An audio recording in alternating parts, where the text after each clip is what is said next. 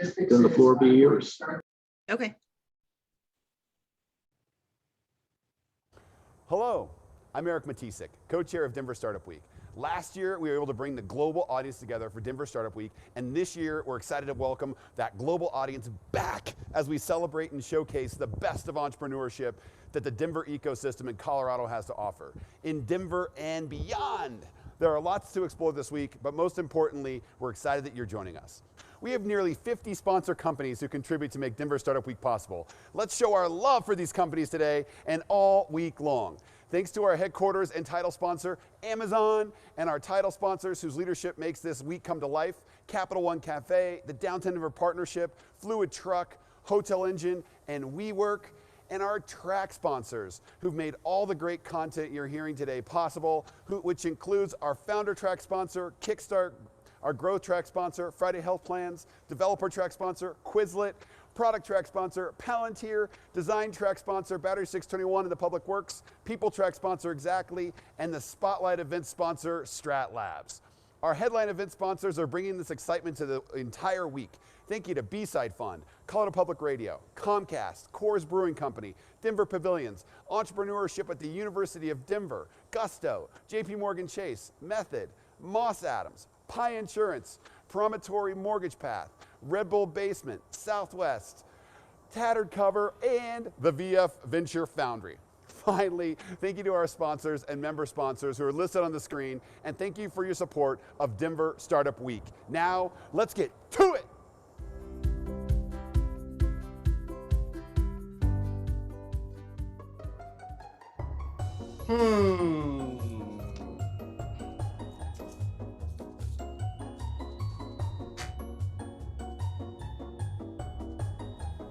Yeah.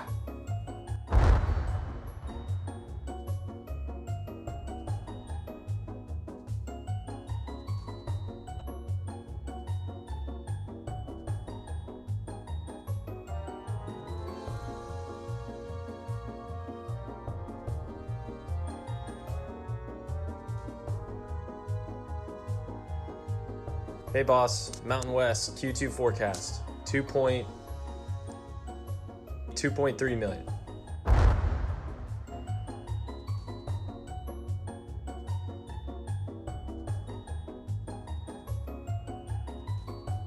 Nice. Are you kidding me? Come on.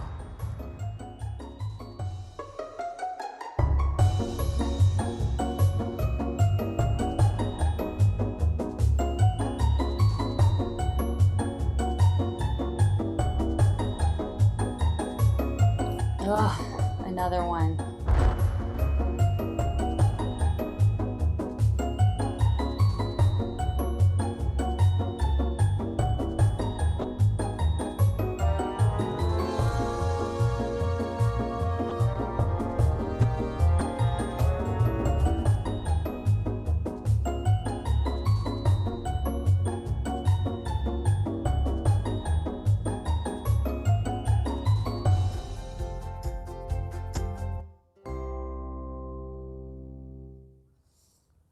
Welcome to Denver Startup Week. I'm Ashley. And I'm Emma. We are the People Track co-chairs and members of the Denver Startup Week Organizing Committee. Thank you for joining us for the 10th anniversary of Denver Startup Week. At Denver Startup Week, we strive to make all of our sessions a space where attendees can connect, learn, and grow, regardless of age, gender identity, gender expression, race, ability, or sexual orientation. A special thank you to our sponsors for their support in helping us to keep Denver Startup Week free and accessible for all, especially our People Track sponsor, Exactly. On that note, please enjoy the session and the entire Denver Startup Week.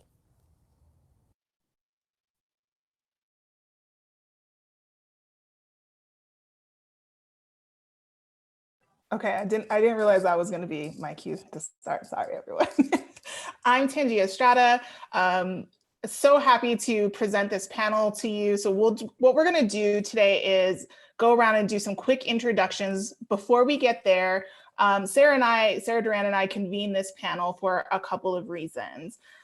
We both have young children, We've known each other for quite a while. So we knew each other in our previous working lives when we had like actual corporate bosses, and seeing the evolution from away from that type of work into entrepreneurship or solopreneurship or however you identify in this space.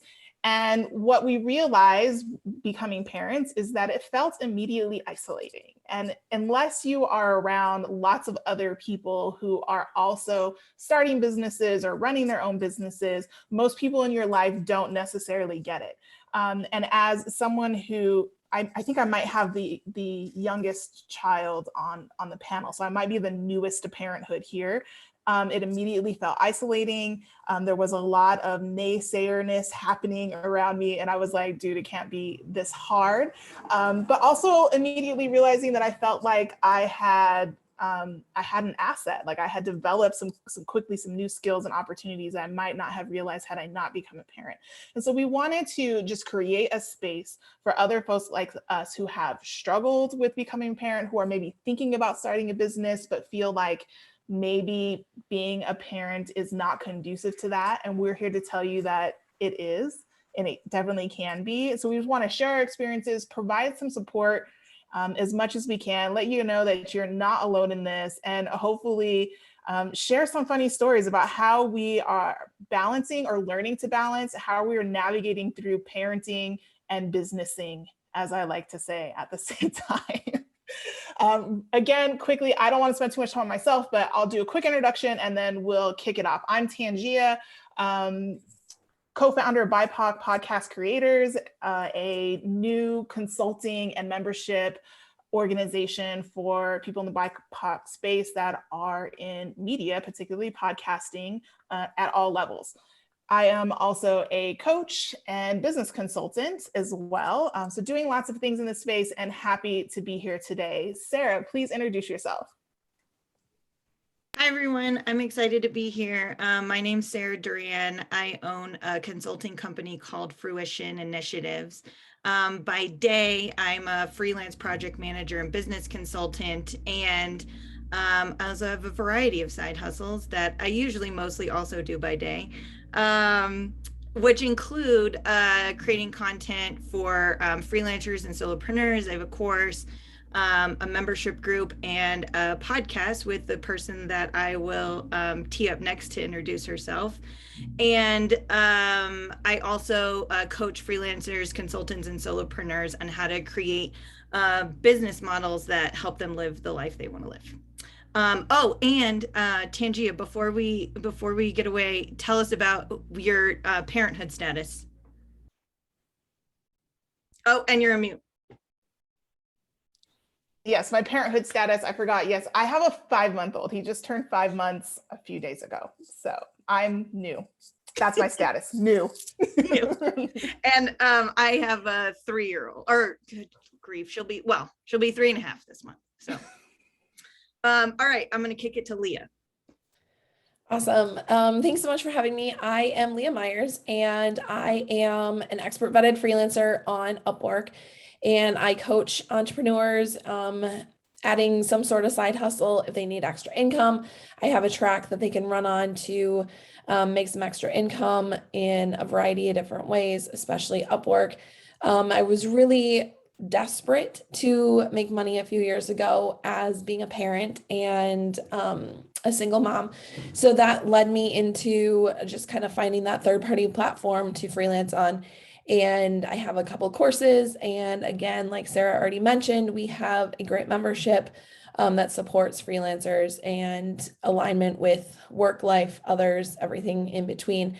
My parenthood status is I'm a taxi mom. So I have 13 and 15-year-old who are pretty independent, just need the, hey mom, I need some money. Hey mom, I need a ride. Oh, by the way, I have this and this going on. So I'm their secretary as well. So love being an entrepreneur. I did start out as many different side hustles as they were growing up and landed into what I'm currently doing for the past 5 years. So super exciting to be here. Thanks. Thank you, Leah. Julius, why don't you go next? Please introduce yourself. Well, hello, Denver Startup Week. I'm Julius Hinton. I'm a dad of two beautiful boys, one that's 3 years old and one that just turned one on Saturday this weekend.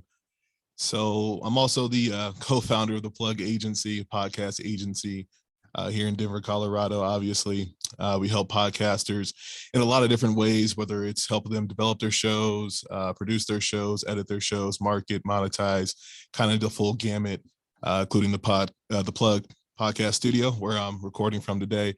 So, just kind of going into my story, what I'm just reflecting on is I remember my wife came to me with her positive test in June 2017, and July 27th of 2017, our business was LLC'd, and we, had all the dots connected because, what really happened to me was just the clarity. Once I found out I had a life to take care of, another person that, is me, it wasn't time to play around anymore as far as my entrepreneurship. There's definitely things that you're, testing out, always trying to find that next, stage of growth. But once you have the kid, you realize that this has to work and I'm not going to do it unless this works.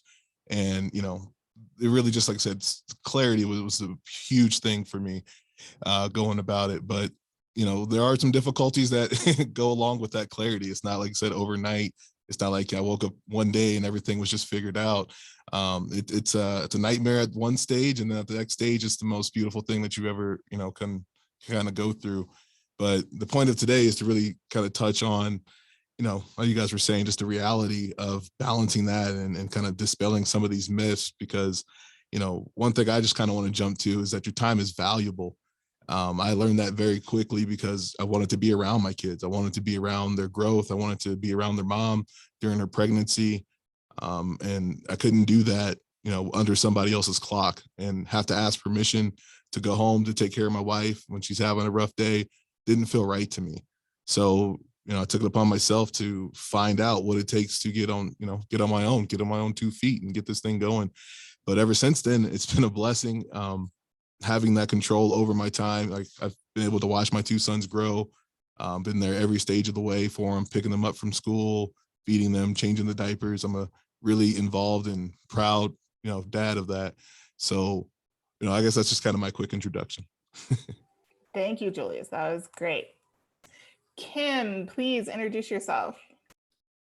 Yeah, hello everyone. I'm Kimberly Ming, and I am the founder of Connects, which is a consulting firm that is supporting government agencies engage in historically marginalized communities. And then also I have a podcast called Mixed Gen, standing for mixed generation, which really speaks to the multitude of mixed identities and hopefully speaking to individuals that are mixed and to understand that identity piece in the future. And then lastly, I also am a performer and a spoken word artist. So I do a mix of things on top of being a mom to a wonderful 7-year-old boy. I actually am more back into the entrepreneurial world after having a 9-to-5 after about 4 years, just because I did feel like I needed that stability for some amount of time. I was a super mom, as I say, which can also be called a single mom, but I say super mom just because it is such a task, but a beautiful thing of a journey of strength that I gained from being a super mom. And so now I'm back in the entrepreneurial journey, and just happy to be here and share experiences. Thank you. Thank you. Next up, Mariel, please introduce yourself. Hi, everyone. My name is Mariel Casada Smith. I'm a producer and a video and podcast producer, also a podcaster. I have a podcast called Diferente, and I've been freelancing most of my life as a producer. And honestly, the corporate world never fully called to me. I spent a little bit of time in that life, but I never really fell in love with it. And I never really felt like it was my calling. I always kind of had this vision that I was going to be running my own company one day. So officially, I launched my own business a couple of years ago. And as I got pregnant with my babies, I realized that it was time to make some changes and adjustments and actually make sure that I was able to have flexibility as a mom. So that's kind of what got me more in tune with doing more of the podcasting and video work directly me as a company. And that's where my company, Diferente Creative, was born.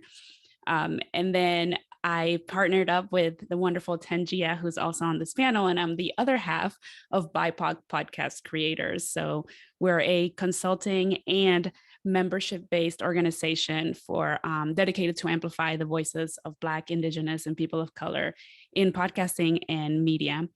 So we're very excited to do that. That was a launch this year. We're knee dipped in this like, work and just trying to figure out how to do all the things, because I also have, my baby is now 1 and some change. So it's been a very crazy, challenging time, but it's also been eye-opening and just amazing, like how much you need that flexibility. It's been very interesting for me, because where I used to be not really in tune with why parents needed certain things and flexibility, now I understand why. So it's almost like one of those things that you have to live through to get it. 100%. Thank you. And last but not least, Matt, please introduce yourself. Hi, everybody. My name is Matt. I'm the co-founder and CEO of Rally Tennis, which is a tennis app. We actually pivoted away. We had raised funds a couple years ago for another company called Zestful, and we were sponsors of Denver Startup Week last year, but pivoted into a tennis app, which is a whole other story. It's a fun one to tell. Also do a bunch of consulting with startups as it relates to product development, especially companies that are going through accelerators like Techstars and Y Combinator, and work with both of those organizations quite a bit. I am the father of a almost 2.5-year-old now, which props to you, Julius, a 3 and a 1. I feel like those are like the 2 hardest ages that they're milestones that are kind of crazy. So props to everybody on this panel so far, and we're going to talk about some fun stuff today. Definitely the positives, obviously, of what being a parent kind of does to you in your job and in your life and the advances that it does. But then also, I think, showing that it is really hard to be a parent and do what we do. Certainly a lot of stresses that you do not get when you are working for somebody else, but obviously a lot of benefits as well. So I'm excited to jump in and kind of meet more of you kind of through this process as well, which is great. Perfect. Thank you so much for those introductions, you all. So I'm going to start us off with the first question. Before I do, I'm going to key up that question with a little bit of my experience. So as I shared, I'm the newest parent on the block or on the panel at a whole whopping 5 months. And I'll say that it's hard. I think that it's very hard to be a parent. And had I had a baby first and then thought about starting a business, I don't know that I would have done that because it's hard. And honestly, I think being a parent is scary. There's so many things that I think about now that I never thought about 6 months ago, a year ago. Like I'm constantly worried about doorknobs and like, is that floor clean enough? And like, where did sharp he get corners? That toy? Yeah, sharp corners. Everything from basic safety around the house to, understanding vaccination schedules and pediatricians, all of the things that come along with that, and being sleep deprived, right? And when I realized that I was pregnant and started sharing that information, people around me in my immediate circle were like, "Oh, so you're gonna go get a job after the baby's born?" And it was very jarring to me. It felt like being slapped in the face a couple of times, where I was like, "Why?" Well, at least they didn't say, "Oh, so you're gonna quit your job, right?" that there was a long period of time where I had to be like, I don't have a job, you guys. Like, that's not how this works. But yes, at least they didn't say that. And so it felt unnerving to me. And I was like, well, maybe I do have to go get a job. Oh my God, what does that mean? And I had wished I had a panel like this of people around me that would have been like, wait a second, like, you're gonna be okay. Here's what we did that worked for us. Consider doing this.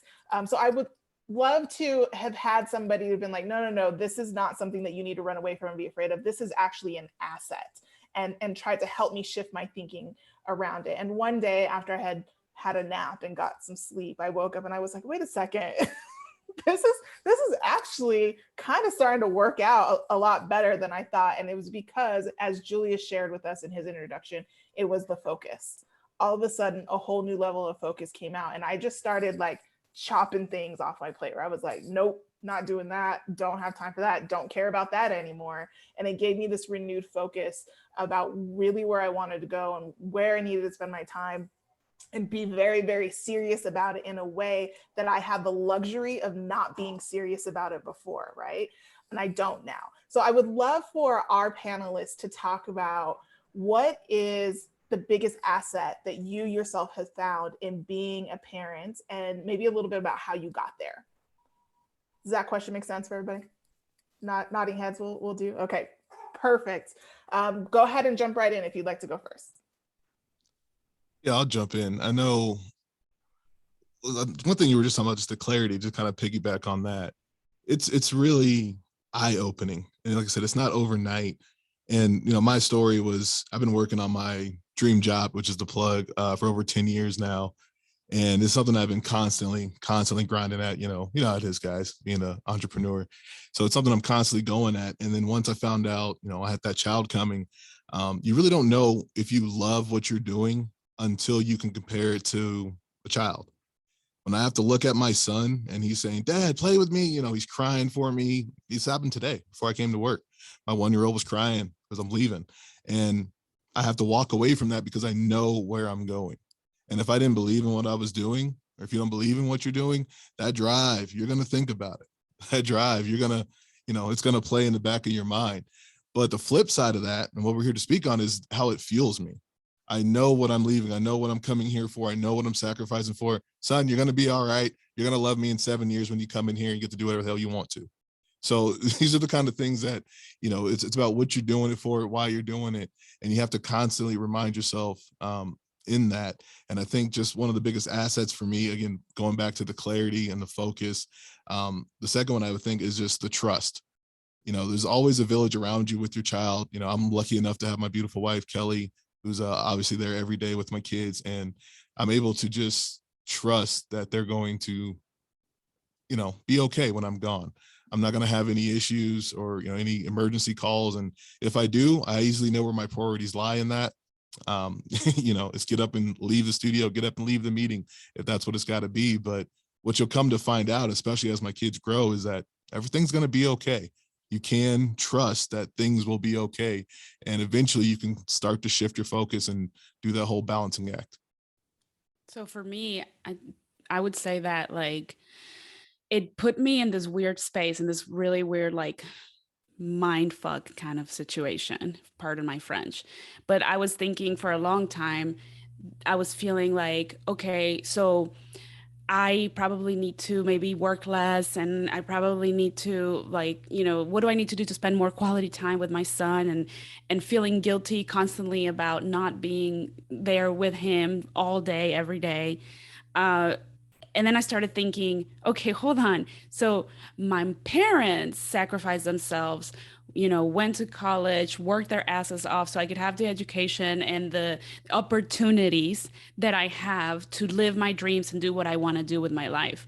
And then I'm going to take all of that and all the hard work that I put in before I had kids, and I'm going to just stop doing it.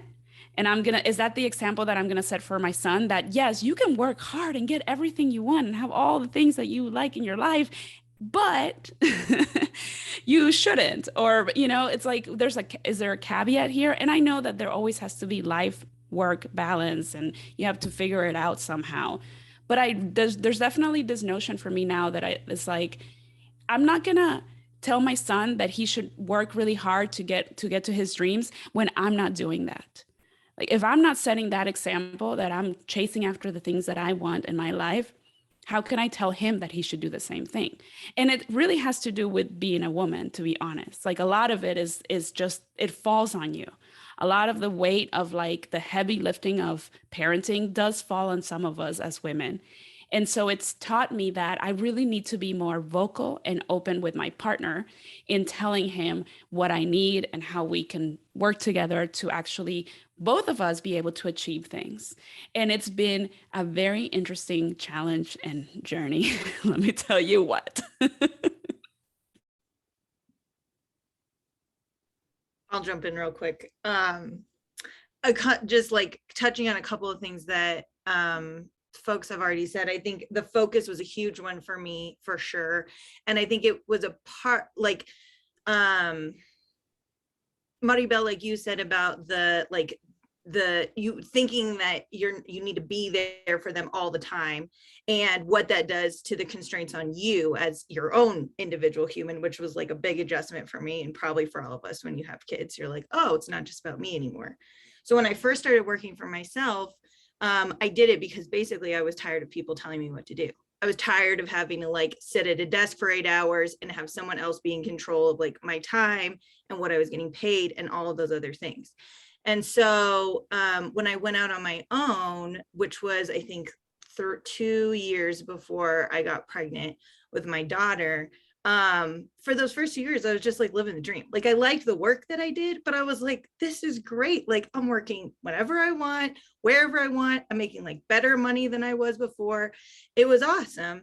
And then I had my daughter and things got super clear, both on like the business front and the personal front, because then I had different constraints around my time and I had to try harder to give myself what I needed, because if I'm not my best self, I can't be a good human for her.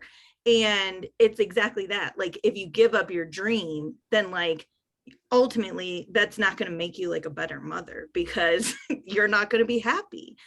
And so those constraints were like a big one. And so I think like being able to not just like carve out dedicated time for my daughter whenever I needed to, but also carve out dedicated time for myself, which was one of the main reasons I like went out on my own. I also like, as Julius, as both you and Maribel were talking, I was thinking about this quote that I actually have pinned right in front of me on my bulletin board. So this, I think he's like a tech startup guy, actually. His name is Paul Graham. He wrote this, someone sent me this blog that he wrote about when life is short. And it talks about, especially when you're a parent, you have, and he really like breaks it down into numbers, which like sort of like made me so sad, but also like clarified things in this way where it was like, you have 8 Christmases where it's like magical Santa Claus. And you have 52 weekends every year that you get to spend with your kid. And so I'm just going to read you this quote because it is, I like always come back to it. He says, relentlessly prune the bullshit. Don't wait to do things that matter and save the time you have. That's what you do when life is short.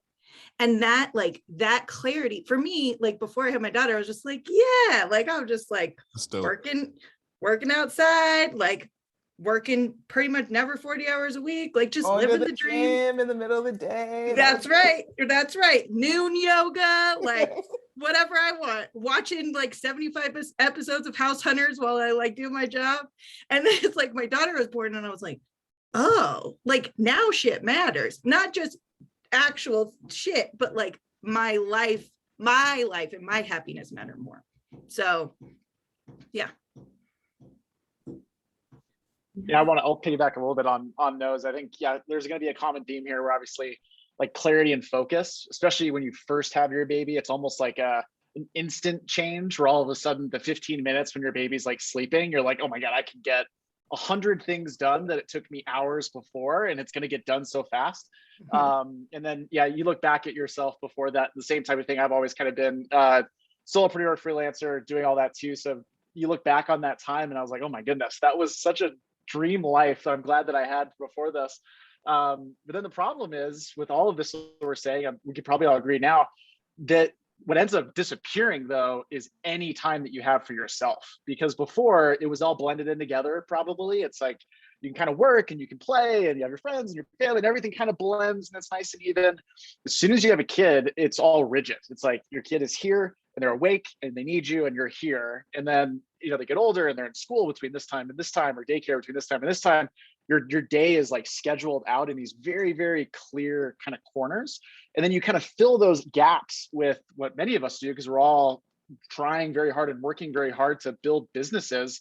It gets filled with the business side. And then the remaining piece is kind of for, if you have a partner, you want to make sure you're obviously building that relationship, maintaining that relationship, family, friends, all that stuff.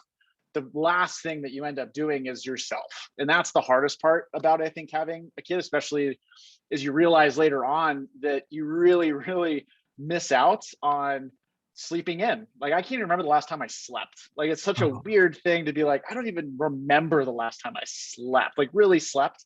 And I dream about sleeping sometimes.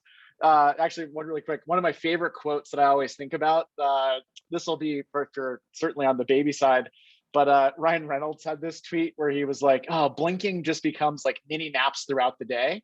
And that's what I kind of think sometimes, where it's like every now and then I'm like, I am so tired. And I blink and I'm like, that was a little nap. I'm going to enjoy that little tiny second.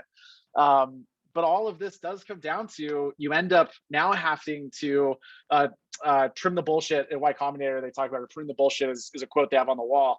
And it ends up becoming something that you have to start doing for yourself, where now your business, your family, and your kids and those, but you almost have to start carving out ruthlessly a little piece for yourself.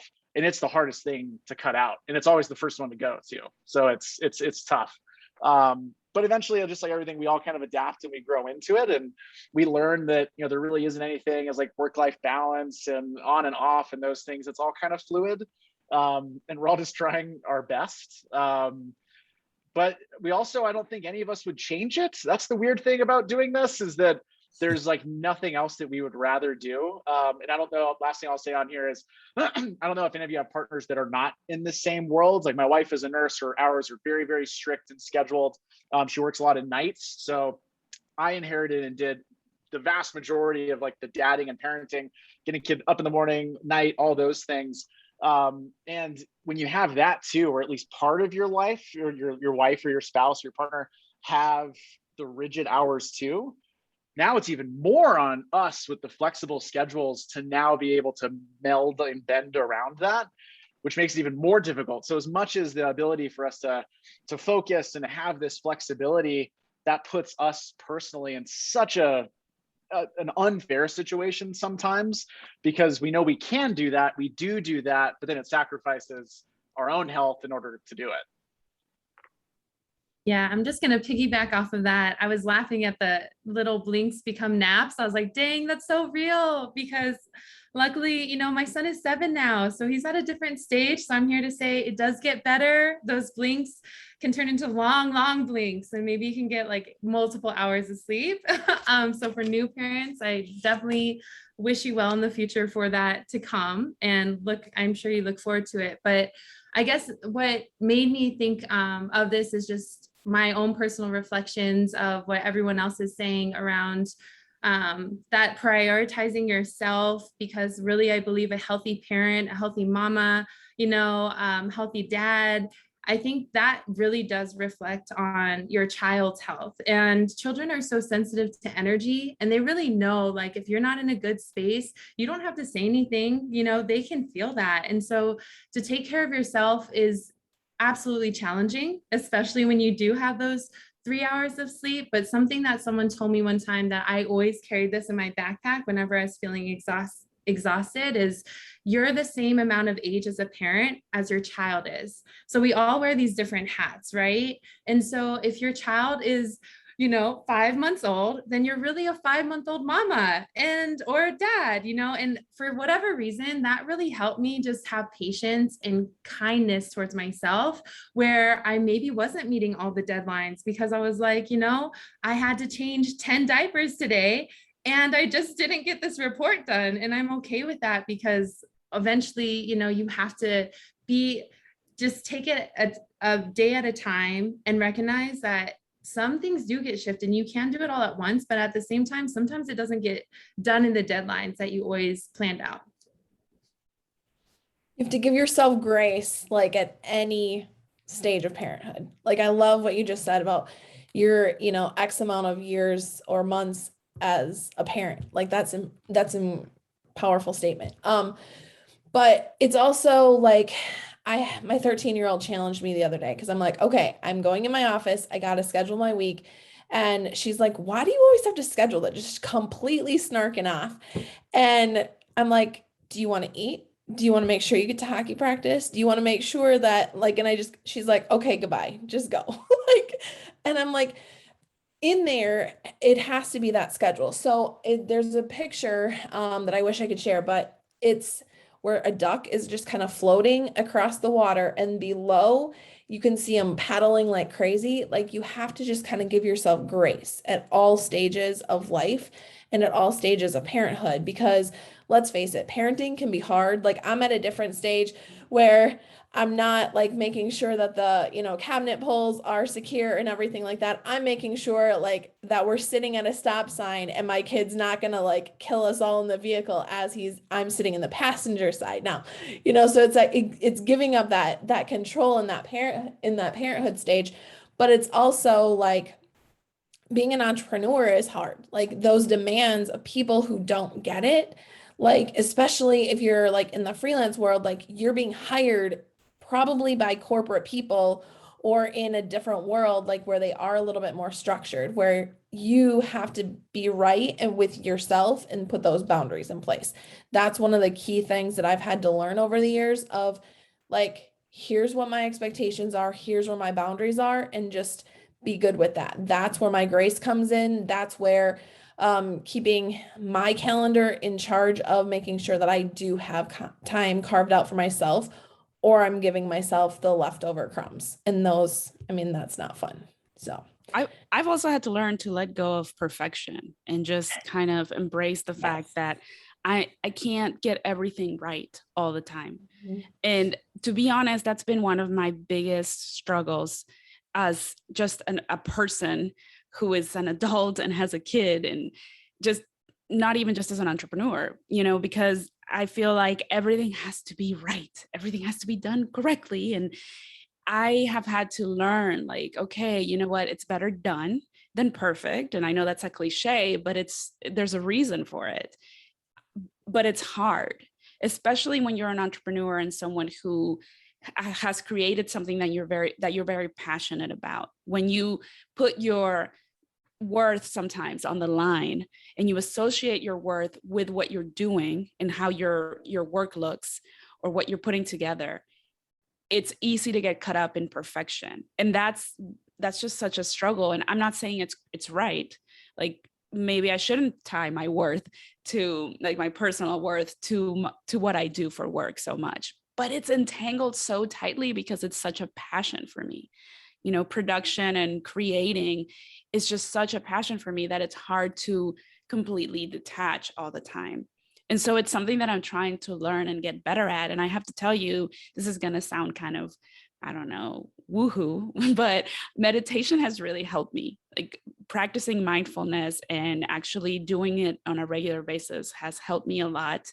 I used to do like daily meditations for a while I was pregnant still, and it just really made a difference for me. And so I kind of started telling my friends about it, telling people about it, and now I try to do it more regularly, although I can't always do it every day. But it's definitely made just a difference, because I feel like it helps me understand that I'm not in control of everything, and it also helps me understand that I need to be more present and mindful when it comes to all the things, including the time that I do have to be with my son, like actually put the phone down and actually not be on a call while I'm like, feeding him lunch or something like that. Yeah, thank you. So I do have a question that I'd like to transition us to around, I guess, what's a myth, but also maybe what's one of the biggest lessons you've learned about yourself. And so here's the context around that. Again, I'm the new person here. I'm only a 5-month-old parent. So, and one of the things that I found right away that I was getting overwhelmed with was people with their unsolicited advice, and they're like well-meaning, and everybody telling me like, you'll be fine. You just sleep when the baby sleeps. And I was like, yeah, that sounds great. Except like, am I supposed to like cook when the baby cooks? Like do laundry when the baby does laundry? Because none of these things are getting done unless the baby is sleeping. What does everybody tell you that? Everybody tells you that. If only it were that simple, right? So I started getting very overwhelmed with this well-meaning advice and these well-meaning questions, and people being like, well, you know, you just take him to daycare, or you can just get a nanny, or you can do this, or you can do that. And one of the things that I think that is a myth is that you can just do things when baby sleeps. And, you know, nobody told me about a thing called sleep regressions where they just stop sleeping for no apparent reason and you just got to deal with it, right? And I think out of that myth, it made me develop something that I am now thinking of as an asset. And it's like that asset is being absolutely savage and not accepting unsolicited advice from people anymore. Like, I'm like, no, like, I'm not accepting opinions today. I'll let you know when I'm doing that, but today isn't one of those days. So I would love to hear if there's like a myth or some like new parent hack or talent that you have developed as a result of that and how that's helping you. Okay, I'll go. I'm going to fully debunk the myth of work, life, parenting, whatever, balance. The definition of balance is equal portions of things. Okay, well, I can't be like life 50% of the time and work 50% of the time, because there's different things as an entrepreneur. Like you might be, you know, ramping up in some sort of client work where they're going to need you more. But then there's also those like meltdowns of kids where, you know, they're sick unexpectedly. There's so many different activities that happen. Like that's going to take more time than, I mean, I'm a hockey mom. And so like Sia in the spring is, you know, pretty much like, that's how my life works starting in November. And that's where my time is. And so just having that idea of work-life balance, no, I have lived many years now in the operation of harmony, like living every day in harmony, like with what you want, like going back to your why do you do what you do? And how do you have your priorities in order? Like that's where that whole work-life balance comes in. Like it's work-life equals harmony. Like you have to figure that out and be okay with, it's okay if my kid's sick and I'm, you know, holding their puke bucket and, you know, not responding to the 1,000,002 emails and my inbox is just going out of control. That's okay. It's okay if, you know, you're moving your parents across the country like I did this summer with, you know, and not working for 2.5 weeks. Like it's okay because that's your priority. Like it's the choices that you've made to live this life of harmony, and you have to own it. And that's again where boundaries come in. So that's my soapbox. I could go on and on, but you know, Sarah's giggling because she's heard that 1,000,002 times, but it's true. And it takes a while to learn that and live that though. And I want to add one quick thing on that too, because it's also, I think, the harmony aspect. I think we all kind of break it up into a day where it's like, well, today I need to spend half my time working and half my time not working and doing that. But it is funny how sometimes like one kind of click aha moment I've had for the last 5 years or whatever is that you can actually kind of split it into like weeks or years or whatever you want to do, where you can kind of take like a Wednesday, Thursday, Friday off for no reason other than just like doing that and spend time for yourself. Maybe you take your kid out of daycare, or you're just going to spend time with your kid that day, whatever it is. It is funny how you can have that harmony that doesn't always have to be even as granular as that day, splitting it up and doing that. So it's a superpower for sure. Not feel guilty about it, right? When you do take that time as well. I would say that for me also a myth is chase your dreams. And that's not necessarily like specific to parenting, it's just specific to life in general. But like I used to be one of those people who believed in chasing her dreams and thought that's the thing we should do. We should chase our dreams. I'm an immigrant to this country, so I think it has to do with that too. I have a lot of immigrant chip on my shoulder. But I think now I live by my dreams. Like I actually live my dreams. Stop chasing things. Like I chased all kinds of shit when I was growing up, including loser boyfriends. I don't want to chase anybody anymore. I'm not interested in chasing you if you don't want to be my friend. I'm not interested in chasing you if you don't want to be my partner. I'm not interested in chasing you if you don't want to buy from me. Fuck you. Like I'm done chasing. I want to live my life. I'm going to live my dreams. How do we do that? How do we get closer to that? And that's where I am. I'm trying to find the sweet spot because I really do wake up every morning thinking that I'm living my dreams. I don't have everything that I've ever wanted, and I still don't have things that I want to achieve. I'm still working towards a lot of my goals, but I'm living my dreams today because life is short, like Sarah said. Definitely. No, I want to kind of piggyback off of that because that's something that I've really gained clarity over in the last couple of years was just accepting things and moving on. Like you said, just not holding on to that regret. There's so many times where, I'm playing with my son and I get that email from that, prospect, that client that you're looking to hear from, and you want to just stop everything you're doing and reply back. And then it's like, no, that's not, it's not what I'm doing this for. Sarah was kind of saying the harmony of what you're doing here. It's why you're doing this whole entrepreneurial struggle. You want to have that time with your son. So if you're at the park with your son, put the phone down. With your daughter, put the phone down, enjoy that time, because that's ultimately the mountaintop that we're chasing. It's the value of the time that we're spending. And especially with my kids being as young as they are, that's something I've always had to remind myself is they're not going to be 3 years old again. He's never going to be younger than he is today. So I have to, enjoy that, enjoy his learning grows, his curves. And you guys know how those curves are, man. Those curves are, those curves, man. Those curves give me gray hairs. But, that's the pleasure of it. And at the same time, it's one just myth I kind of wanted to just expel was the boundary myth. I did some research on that, and especially when you have two working parents at the house, like my wife works, part-time remotely, just like I do, freelancer and projects here at the studio. So I'm always bouncing back and forth, bouncing here, bouncing there, but I have to kind of coordinate with her. But as you guys know, what's in between that is two beautiful kids. So how do we balance? And, what I'm finding, or what I did research on was, the longest period that you can get without interruption from your kid. This is New York Times did the research. And they said it was about 19 minutes was the longest period of time you got before the kid interrupted the parent.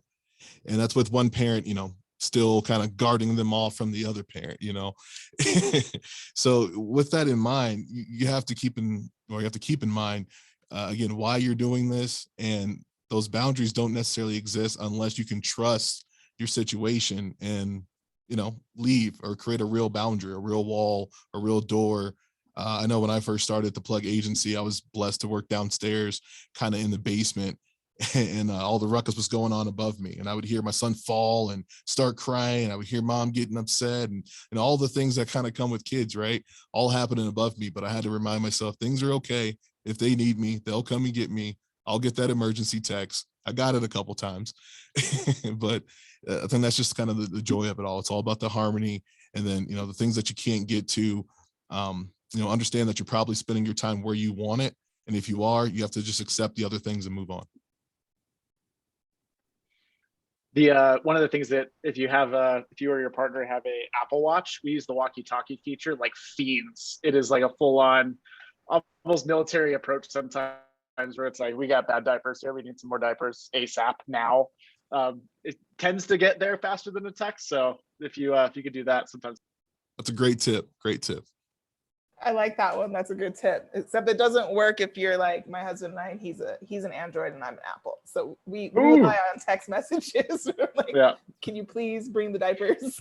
Because it's the old-fashioned. Then in that case, it's just the yelling. You do the very loud. Absolutely. So there's a really good question from the audience, and I know we're going to have time at the end for questions, but I think this one is really relevant. So I'm going to ask it now. And as per usual, just jump in if you feel like you want to answer. So the question comes from audience member Sarah.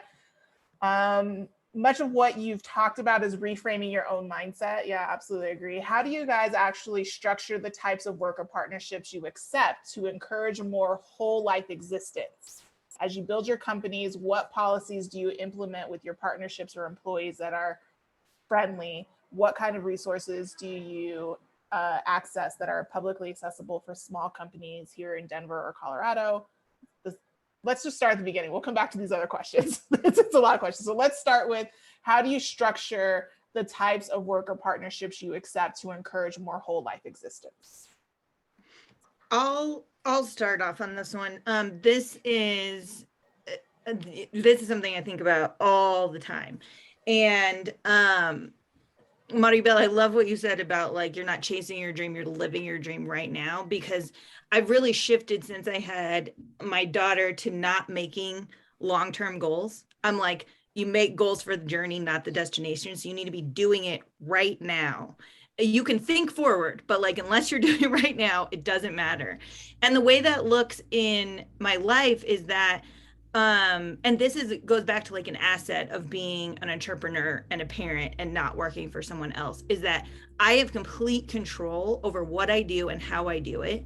I can change my business model literally whenever I want. I mean, you know, clientele permitting, to fit my lifestyle. And the way that looks for me right now, and Leah and I talk about this all the time because her kiddos are obviously way older than my kiddo, is that I prioritize time over money in this point in my life, because my daughter is super young. She still thinks I'm cool. She still wants to spend time with me. And like, I know that's not going to be true for very long.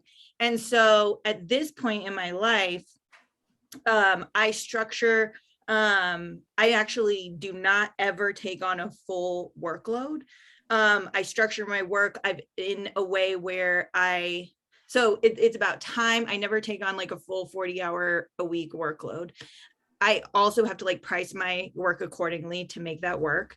And when you have a kid, obviously like the time versus money scenario is tricky. Like you also need money to like have a kid. And so there's like always like a give and a take and a balance there. But I also am like super careful about the types of people that I work with. My work as a project manager is like, I'm in like a pretty specific niche as a project manager. And so what that means for me is that like, I actually just like stick to that niche and form long-term partnerships with people that I know are on the same page with me and where I'm at in my life right now, and are completely forgiving about what I need to do and when I need to do it, and like the flexibility that I need. The other thing that I've done over the last couple of years is introduce passive income streams to varying degrees of success. But that's another way for me to introduce ways that I can continue to make money without having that like 1-to-1 time to money ratio that I have to have when I'm doing client work all the time. And that's definitely been like a journey for me over time of like figuring out what that looks like. But in the beginning, it was like I could work all the time and it didn't matter. And like I could work as long as I wanted to make the money that I wanted. And now it's like I've had to think much more critically about time and money and how those two things fit together. Oh, I'm sorry. The other thing I would say too is that back to that happiness thing and like making time for yourself and working with me being super picky about the type of people I work with now. I do not work with people. I don't work with crappy people. That's basically what it is. Like, I'm like, if it is going to be annoying to work for you, then like, I literally can't do it, because I can't take that home and like be frustrated with it and like take that out on my kid. So that's the other concession that you have to learn to like fire clients sometimes. But Tenji and I literally had this conversation yesterday. We were talking about our goals for BIPOC podcast creators. And I said, I don't want us to be the front and center of this organization, because I have no interest in being the only ones who have to be there for everything and it doesn't run without us. Like, we need to figure out how this is going to work without us being there every single day or every single time. And that was where it came from. Like, it came from a moment of like, I can't split myself into 50 things again. And that's not what entrepreneurship is about. You know, entrepreneurship is about being able to figure out how you can make things work without you there all the time. Otherwise, you're just stuck in small business mode, in survival mode. And if the business doesn't run without you, there you need to make adjustments for sure. Absolutely. And I think going along with that conversation, like Mariel and I are new in this partnership. And so we've been, with the help of our attorney guiding us, been having the tough conversations around, how are you actually building out this partnership?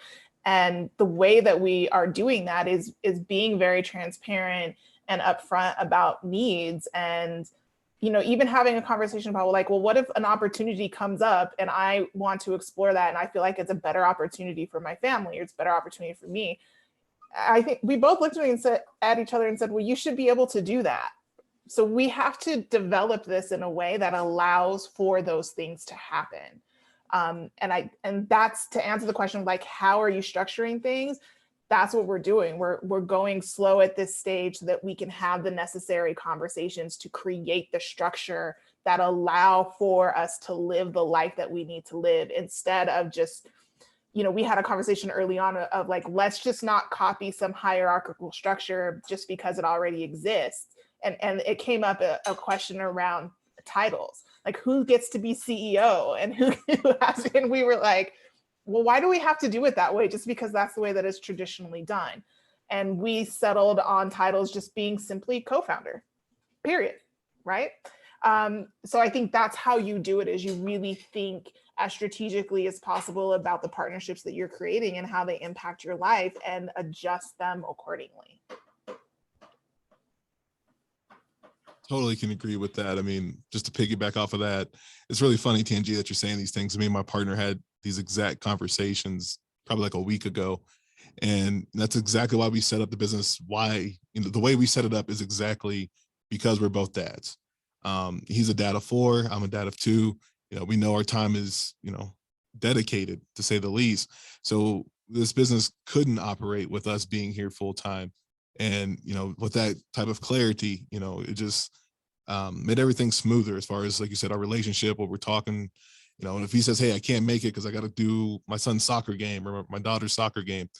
Okay, yeah, I can't make it either, man. I got to change some diapers. I'm running late. That type of, open channel has been really huge. And then transitioning, back to the question, I found the same type of clarity with my clients. It's actually, helped more than anything when I say, hey, sorry, I was running late to this meeting. I was dealing with my son, and, oh, I totally understand. How old is he? Let me see a picture. They totally forget. And I guess, these things that you think are huge deals before you have a kid, they may not be. I won't say they're not, but they may not be as big as you perceive them to be. And just having that comparison, or that, I guess it's kind of like a chip on your shoulder, right? Having kids, guys, exactly why you're doing this. And if that's just the bottom line to it, hey, I got to take care of my kids. I got to take care of my kids. And you're not going to put up with pretty much any other nonsense. You're not supposed to. And if they are giving you nonsense, it's probably not the person you want to work with. And especially in entrepreneur land, I mean, you should be able to work with who you want to work with. Again, going back to why you're doing this, that's pretty fundamental to me. I've done a lot of sales and marketing jobs and had to touch a lot of products I knew nothing about. It is very exciting for me to work with creators who are often facing the same struggles that I'm facing. So we can actually use it as a, something to build our relationship on. Play dates, hopefully. And play dates, yes, absolutely. And can we talk about for a second about how surprising and how great it is when your kid actually is, other people see your kid as an asset. And, before the panel actually started, we were talking about that sort of off the cuff about how bringing your kid onto the screen, even accidentally, and the other person is like, oh, and it sort of opens up a new conversation or deepens the relationship somehow. And it becomes like this thing where they want to engage with your child. They want to see you as more of a fully formed person. And that was super surprising to me, but I also think it shows that other parents are hungry to be able to show up fully as who they are, including that of being a parent. Because so far, there's been several situations where I've been on a video call with someone, or one time I went to meet with a client and I had my son with me because it was sort of an unexpected meeting. And then the next time I met with them, they were like, you didn't bring Rio? We were really looking forward to seeing Rio today. And I was like, Rio needs a nap. So he can't be coming with me all the time, but I appreciate that. And so I think that maybe some deals are closed. I think Matt, you were maybe had a story about a deal being closed. I mean, multiple. Like you said, accidentally, your kids are accidentally falling into these meetings. I would purposely sometimes my wife would be like, my son's in daycare now, but during the pandemic he was not. So like 1-year-old running around, she's like, oh, should I take him? And I'm like, no, I got 2 meetings. I need him to be there during these meetings. Yeah. Just to have him right there and do that, which was great. I think that the reason it works is if it is a parent, you're exactly right. Immediately there's this like bond and relationship that you immediately form with other parents, which happens on Zoom calls. It happens in this, it happens at parks, random places. Like when you see another parent parenting, I don't know if I've ever had a stronger connection with a stranger than just immediately being like, I know, you know, type of thing. But then if they're not parents, I think it also humanizes us. And I think that if the pandemic kind of taught us anything, is that we're all kind of desperate to be seen as humans, and having a kid running around or climbing on you or dogs barking humanizes us. And at the end of the day, that's an important thing too. Definitely. Let's just knock out these questions. Let's do it. So another question is, as you build your companies, what policies do you implement with your partnerships or employees that are friendly, I suppose, to being a parent or your lifestyle? Anybody have thoughts on that? I think one of the things I'll chime in on that too is that so when I had like during the pandemic, the baby and then 16, I joked with my wife that I had like 17 kids that I was constantly thinking about all the time, which was hard. But I think having expectations set early, having the flexibility for yourself and your team, like asynchronous work, everybody's kind of working at their own time and schedule. And then with people that you're working with from a business standpoint, from a freelancer, it's contracts, putting contracts in place that really put your time in perspective. But really at the end of the day, I think it's just really, really good expectation setting. I'd say sorry about that. I would just say that it like goes back to that thing about like perfection, which I also definitely am a perfectionist. And so I think that like if you've built your relationships with your partners, clients, customers, and B, like really build up a reputation for like you get shit done, like you do quality work, like all that kind of stuff, they're going to be much more forgiving if you're like, hey, I randomly need to cancel this call, or like, hey, that report's going to be late. I've like worked with plenty of people who just like are like always dropping the ball, always having an excuse. And then when they have like a real excuse, it's like a, boy who cried wolf situation where you're like, I don't doubt that actually is happening to you right now. But like the problem is you just like, you've dropped all of these balls up until now. And so like, I actually can't like, I just like can't, I don't have the like compassion I would have for your like real life event in this moment, because you haven't built up that reputation for like quality on time work. And so I would say that like, if you build that relationship and rapport with your clients and they like know that they can always come to you, then it's much easier to be able to like get a little bit of grace from them here and there. Also set expectations from the beginning, so I usually tell my clients or partners, I work on different projects all the time. So if you email me, I won't be responding, give me at least 48 hours to respond. I can't respond to you right away. I don't look at email as an urgent means of communication. So if you need me urgently, you should call me.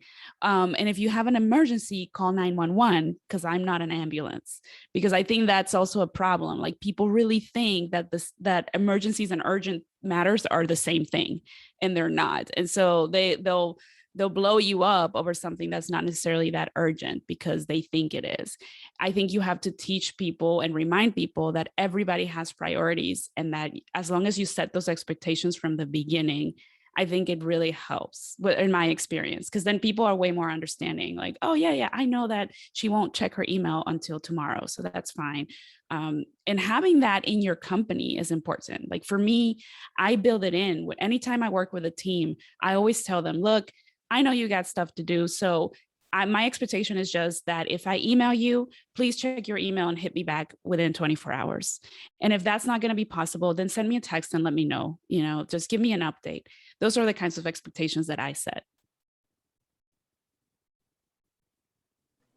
Yep, clear expectations.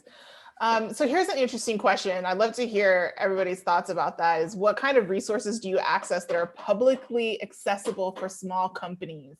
The question is specifically around Denver or Colorado, but I think just in general. And I'd love to hear if there are any, because I haven't found them. So if somebody knows something that I don't know, please send me a link. All right, I've got one. This is specifically for, it's specifically for like freelancers and solopreneurs. I would say people that more define themselves as solopreneurs.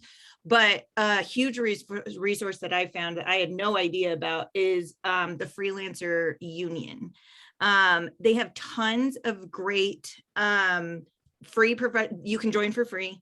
They have free professional development. They do advocacy at the local level in New York, but also the federal level around worker misclassification and making sure that like contractors, like who self-identify as contractors versus people who do not self-identify as contractors, are classified in the right way. They also offer insurance, all kinds of insurance that is they've negotiated like better pricing, like crowdsourcing pricing for it. So like I recently just got short-term disability insurance from them. And like I never considered getting it before. Thanks, Tangia, for that link. I never considered getting it before because I was like, oh, that clearly is gonna be way too expensive for like a one-person shop. It was like way more affordable than I thought it was. Plus all kinds of stuff. They also, I think, have advocates for like if you're a freelancer who's not getting paid by a client, they have people that can help you navigate those kinds of situations. Just tons of great things that I would definitely recommend. Thank you for sharing. I think beyond that, I don't know about really anything, including grants. Well, I was going to say, so like the SBA has grants that they give to local organizations in different cities, in different states, to actually give services at no cost to business owners. So you might not get funding, but you can get services. For example, I work with an organization that does consulting services or advising services for business owners, and the business owner will get like 10 to 15 hours with a consultant or an advisor, and I'll help them with whatever content and branding situation they might have. So that's just one thing that you could look into, see if the SBA has local grantees that are administering these types of services. Also really good to know. I think in my experience, I feel like there needs to be more resources, that there just aren't a lot for parents in general, or even small business owners, definitely not to the level that I think government talks about. Funnily, I started last night sort of writing a blog post that I haven't finished because I just started it last night, but I was loosely calling it, if it takes a village to raise a child, then the village has some explaining to do, because like we talk about in this country how much like we value families, but the resources just aren't there to make that statement true, in my opinion, anyway. I'd love to hear if anybody on the panel has a different experience. But I wonder if I could ask a question that like we didn't have on the list, but it is something that like I just sort of didn't really think about until I got into it. But I'm curious about, for those of you who were already working for yourself when you got pregnant, what did you do about quote unquote maternity leave? And I'll kick it off. So like I have, like I said, I formed like super long-term contractual relationships with most of my clients, and I have an amazing client who, when I got pregnant, I was on a flat rate month-to-month contract with her. And she was basically like, I mean, of course I'm still going to pay you, but you are going to take 6 weeks off. And so I got like super lucky being able to like have, you know, someone that had my back on that as a client. But like, I mean, that's like winning the lottery. So I'm just curious, like if anyone else has strategies or thoughts or like what you did to cover that. I saved. I just saved the whole time that I knew that I was, you know, planning to have a baby and then working, making the babies. We saved money. And then luckily, interestingly enough, my business was producing enough for me at that point that I didn't have to stop paying myself while I took maternity leave. And I was on leave for 3 months. I took the full 3 months and I was able to continue to pay myself. But that, I know that's not possible for everybody. So yeah, it's a very big, honestly, I don't have an answer for that. The only thing I can say is that I did save just in case, because that's, I don't know. I'd love to know how somebody else did it, because that would be amazing. My husband, who works for a company, got 2 weeks off paid. They were like, oh, this was great. They said, well, you know, you get 1 week of paternity leave. Thank you. And because we lost a child, so I had twins, I was pregnant with twins, and one of them passed away. And because we lost a child, they gave him another week of bereavement. So he had 2 weeks. Just saying, the village has some explaining to do. Boy. Go ahead, Julius. Yeah, my story was a little bit different from the dad side of things.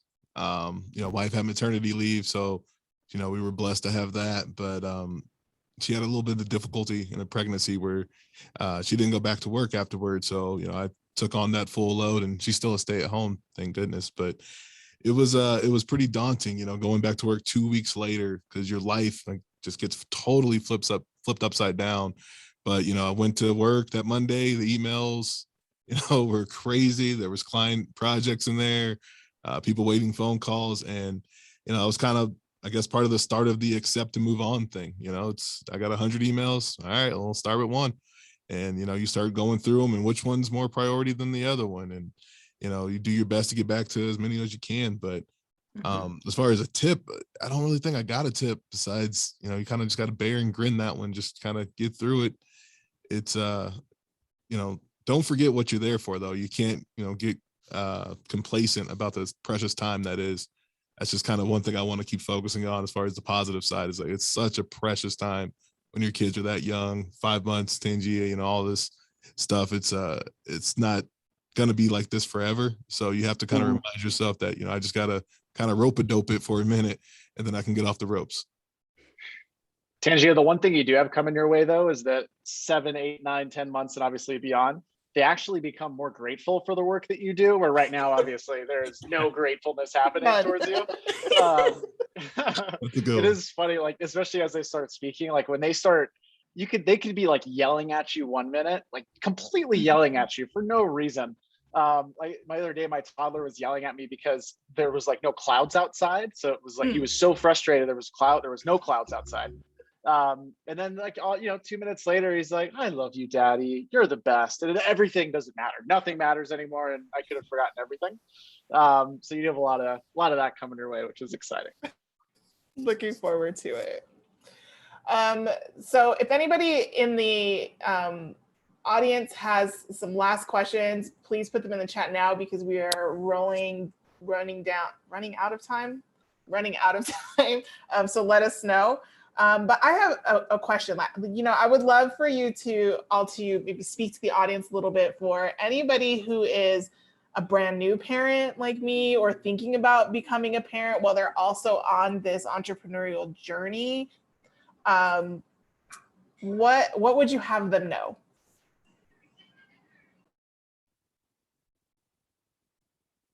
I really think there's honestly nothing. It's actually similar, I think, to starting a company, where you get feedback from people about starting a company and things you should do. I think that, and maybe this is because we're all kind of unique, I think founders are all unique in that we tend to, even if we don't admit it, assume that we're the exception to every rule, where it's like startups fail 99% of the time. It's like, well, I'm the 1%, so I will beat those odds. I think we all kind of have that kind of called swagger or confidence or just ambition to do that. And I think it follows us in parenting a little bit. So I think any advice that I got, not that I assumed it was going to be easy or that we'd be the exception, but that you can't really understand it until you're in it. And it is night and day. Like, even if you do think you understand it, until you actually have a kid, you do not. So it's almost like, don't stress out about it. Like, actually just kind of fall into it, know that it's going to be hard, but that's okay. Try to find people like this or people in your community that can support you. But I wouldn't stress out too much about it, because there's really nothing you can really do to prepare yourself. And then when you do it, you kind of got to go with the flow. Like you said, Julius, going in, you kind of got to take it on the chin. You're not going to get a lot of sleep, all those things. But it is so worth it too, that it's exhausting, but it's so worth it. So it's all worth it in the end.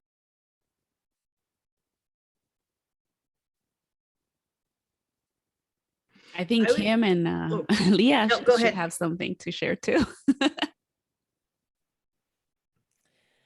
I'll just say, I mean, it's such a cliche, but like, enjoy the journey. Like, they grow up so fast.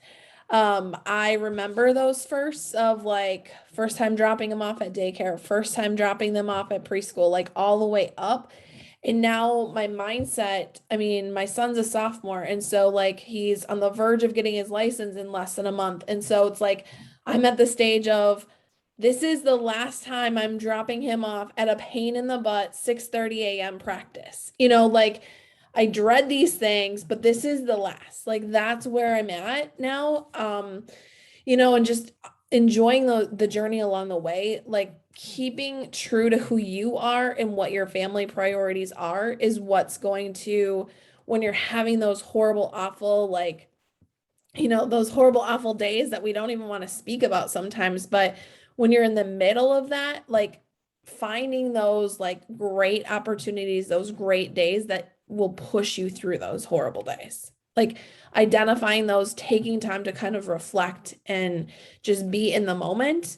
But then just setting up your life. I mean, you have complete control over your dreams, over where your life is heading. And my kids have grown up in an entrepreneurial world. And so for them, I always ask them like, hey, what do you want to do when you go to college or whatever? And my 15-year-old, he's like, do I have to go to college? Like, you went to college, you're not even using your degree, mom. And I'm like, okay, do as I say, not as I do kind of situations. But I'm like, it opens up those conversations of, no, you don't have to go to college, but what do you want to do? Like, you're not going to just sit and be a, you know, video gamer all day unless you're creating that, you know, some like just having conversations and bringing them along on the journey, rather than like, I have some friends who are entrepreneurs and they completely turn it on and turn it off and their kids have no clue. So my favorite thing is when my kids are talking about like what I do with their friends, how they describe it. They're like, Mom, hey, what do you do? Like, tell my friend Connor over here what you do. And I'm like, no, like you tell them, what do I do? And it's so fun listening to them explain, because they do get it. Even when they're little, they get it.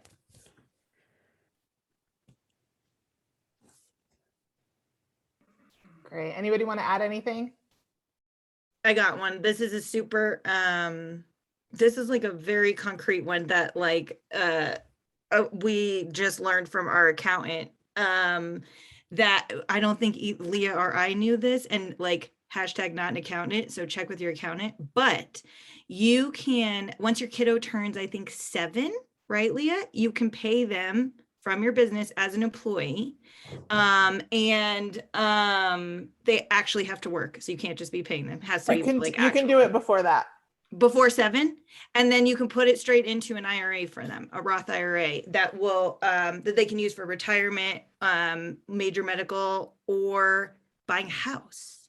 So this is an investment thing for kiddos that I did not know about, that you can only, I mean, if they make their own money at the age of 7, even if they don't work for you, they can still do it. But as a business owner, something to keep in mind that I did not know about. That is so cool. That's awesome. Yeah. Again, consult a professional. For sure. Which is not me. I would add to this, like, you know, I'm so new at this. Like, I feel like I'm learning incredible things every day, you know, from the most mundane things like about sleep schedules and stuff called baby-led weaning terms I had never heard before until recently. It works. Teething. Yeah, all of these things. But some of my biggest lessons have been, you know, that focus has come through. And so my biggest lessons recently have been about financial literacy. Like, you know, going along with what you're saying, Sarah, is, you know, my parents were just like regular middle-class people they didn't have financial literacy in the way that like somebody that comes from a wealthy background does. And having a child now has made it so like I'm very concerned about those things. You know, like my husband and I have talked, and we've decided that like if our kid decides to go to college and he gets there and has to take out a loan in order to do that, then we did something wrong along the way. And so we're going to do everything that we can to prevent that scenario, that whatever he decides to do, we want that to be our responsibility.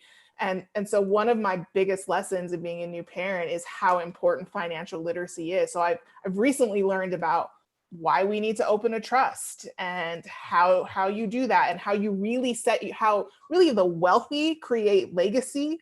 They create generational wealth because they're starting from before that child is born and setting up these structures that exist that nobody talks about, that nobody tells you about.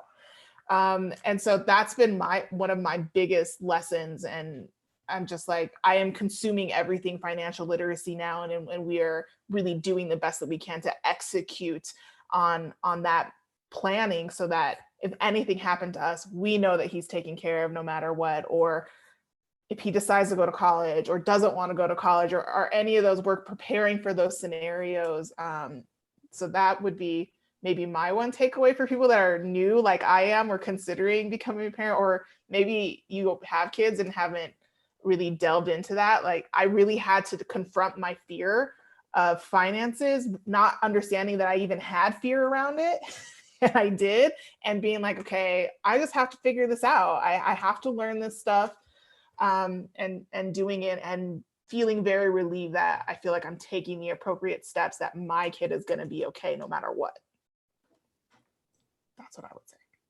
Yeah, thank you, Tangia, for mentioning like if people are business owners and thinking about, you know, having children, or if you're also in a 9-to-5 and you're like, I think for me, I kind of shared at the beginning that I was actually more entrepreneurial. I was raising my son as I was raising a business. So I felt like it was like, okay, similar lessons in certain ways. Like you have to plan things, you have to try to tend to its needs. It's really fresh and vulnerable. You're like scared, is it gonna, you know, continue to thrive and all those things. So there's a lot of similarities, I think, in raising a business and raising a child.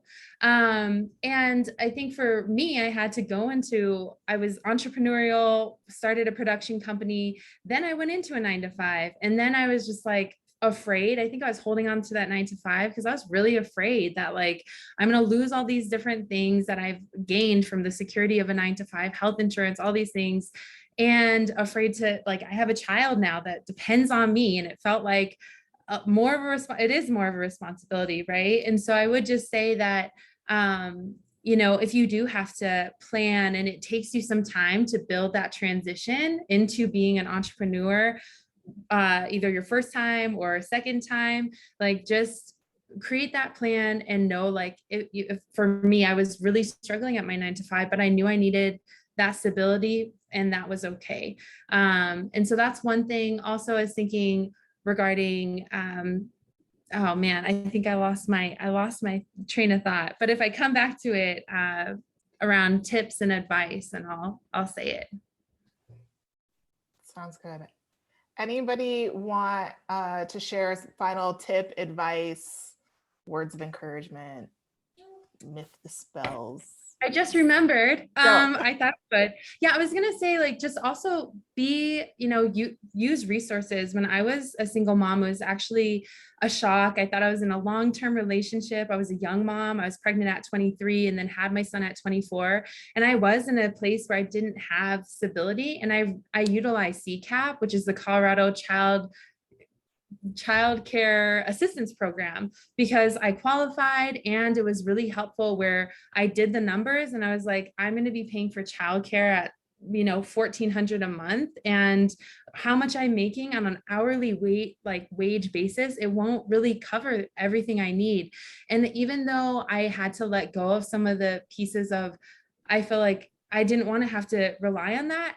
I guess it was maybe shame or my own pride, but I did, and it helped me get through those times of expenses that I didn't have that extra support. So I think utilizing those resources, and then also there are a lot of like Facebook groups now that are like moms and community groups. Like I'm a part of some Denver, it's like Denver Asian moms extraordinaires or something like that. And that's also really helpful because you can reach out and find people that are either looking for a playmate or even just asking for like advice. So I would utilize those resources of community groups specific to either your identity or groups that you want to be a part of.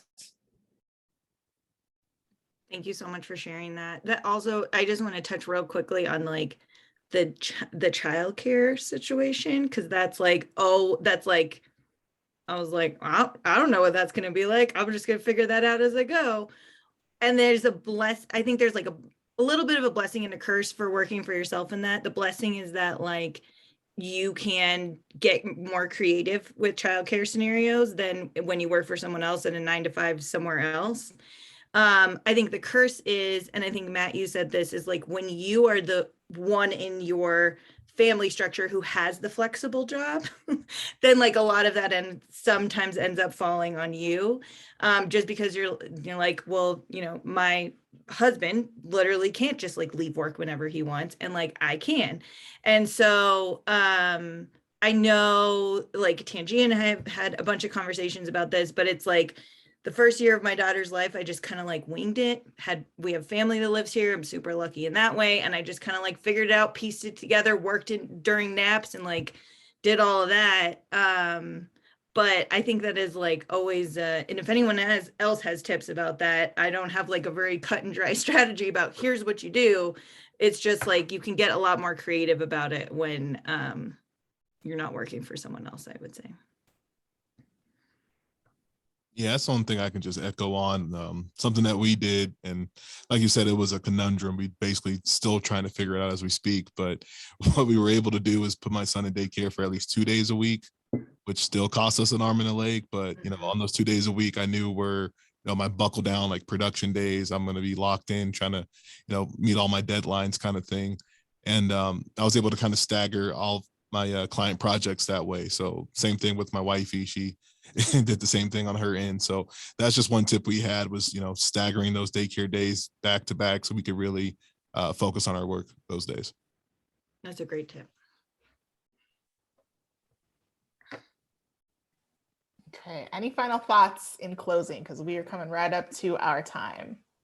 I know we're close. That's what I was thinking. Go to sleep if you're thinking about having kids or you're pregnant. Go to sleep right now.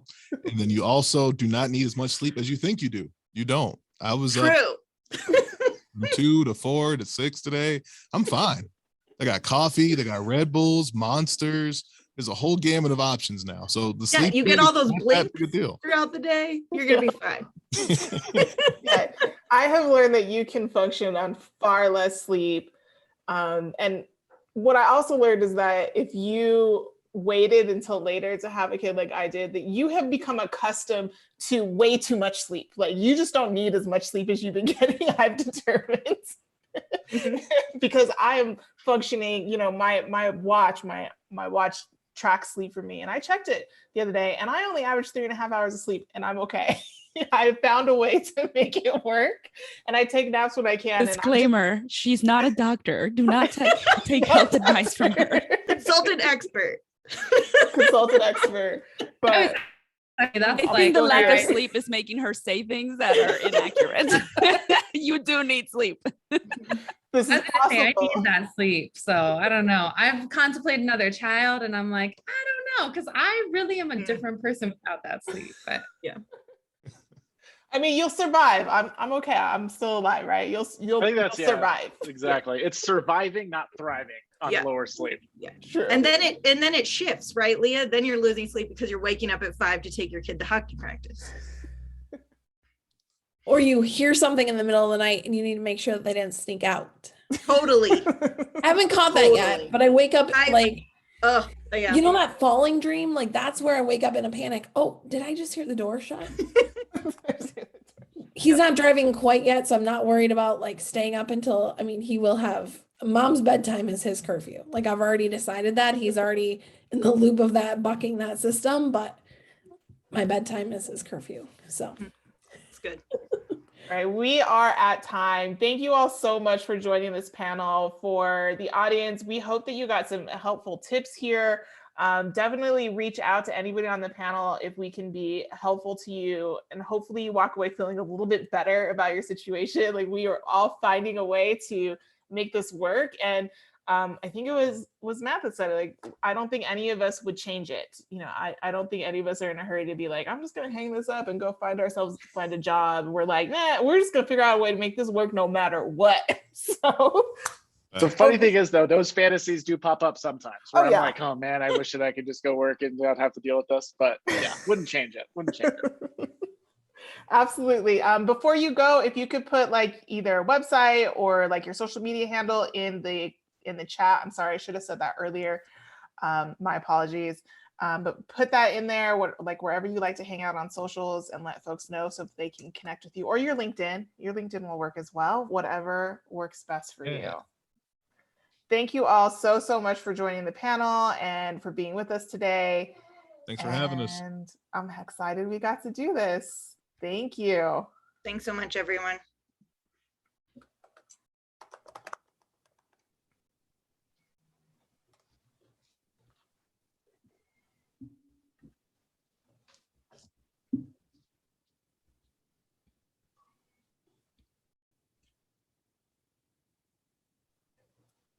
Sarah, are we supposed to hit stop, or no, I guess we just... Hey, Sarah. I know I'm here. I was waiting for the attendees to drop. This is Dave. Hi. Hey, I'm still here. Yeah, so this will be recorded. Whenever it looks like we have 4 attendees, we give it another minute or so, and then we can just end it, and it'll be recorded. Oh, okay. Yeah, great job, by the way. Thank All you guys did a fantastic job. I hope it was helpful to you. Yeah. People. Very insightful.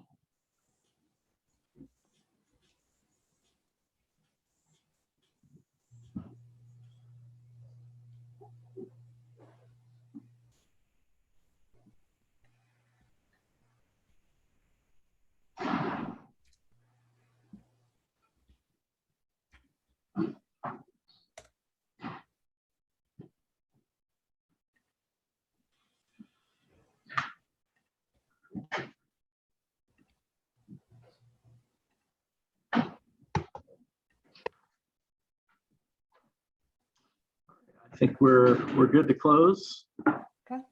Thanks so much. Thank you. All right. Take care. Bye. All right. Bye.